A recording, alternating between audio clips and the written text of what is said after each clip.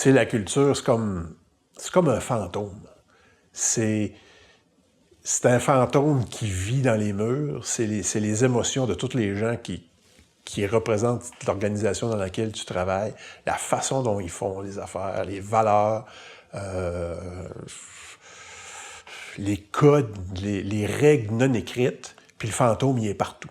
C'est lui qui mène le fantôme. C'est lui qui décide. Puis on s'en rend pas compte. On regarde les autres inconsciemment, on fait ce qu'ils font, on s'assure que ce qu'on dit, c'est accepté. Puis si le fantôme, ben, il est bien élevé, parce qu'il vit de lui-même, le fantôme, mais il y a moyen de l'élever, on est capable de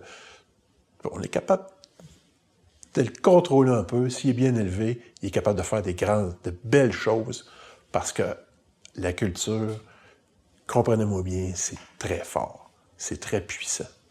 Et l'affaire qui est importante à comprendre, c'est qu'on ne peut pas changer les gens. C'est eux qui changent. Et ils changent quand ils sont prêts.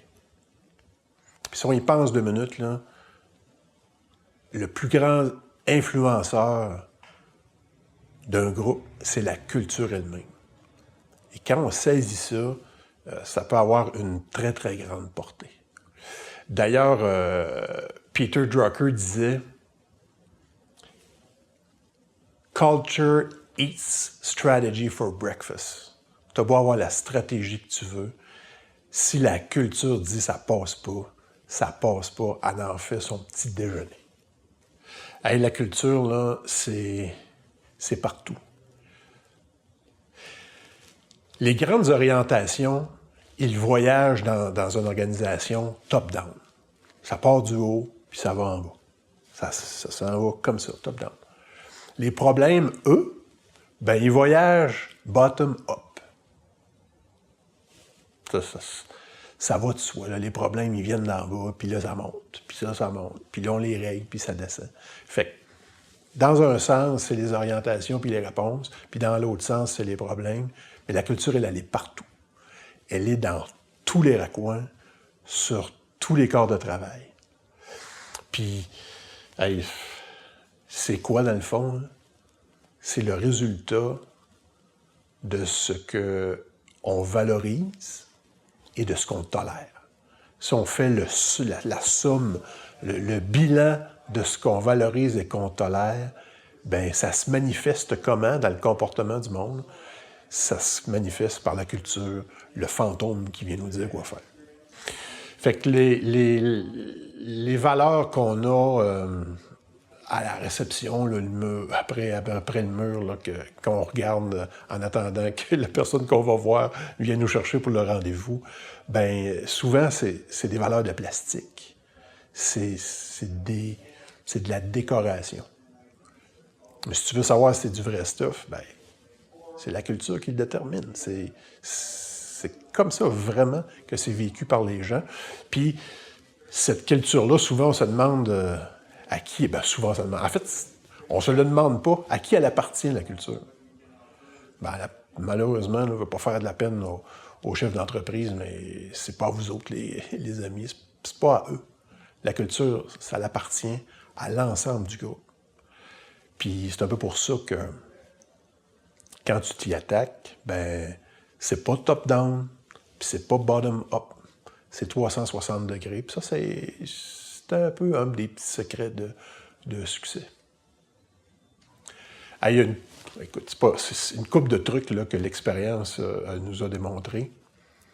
C'est quand tu veux faire un changement de culture, ben il faut que tu le fasses avec ses propriétaires. On a parlé tout à l'heure. Les propriétaires, c'est pas le management, là.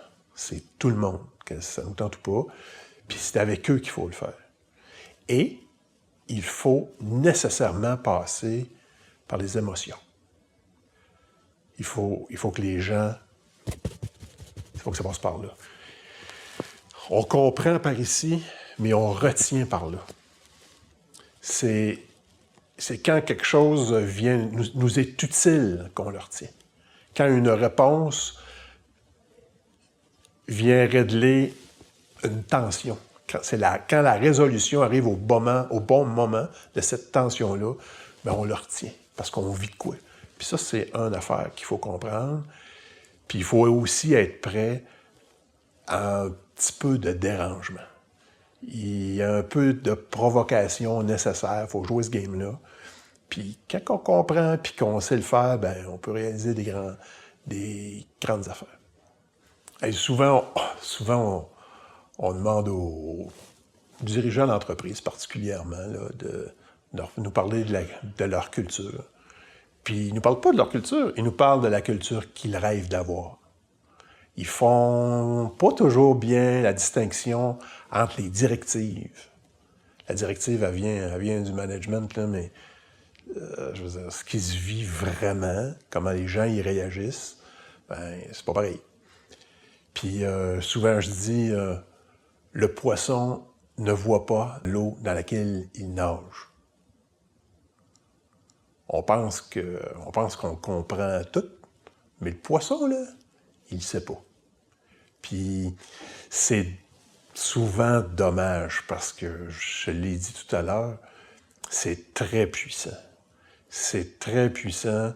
Autant ça peut nous aider à avancer vite, autant on s'en rend pas compte puis ça nous ralentit. Puis on chiale, on bougonne. Ben, c'est pas tout le monde qui chiale, c'est pas tout le monde qui bougonne, mais croyez-moi, il y en a. Croyez-moi, il y en a qui réussissent à chialer et à bougonner. Puis dans le fond, ben, il s'agit de s'y attaquer un peu, de la bonne façon. Puis je le dirai jamais assez, c'est hyper puissant.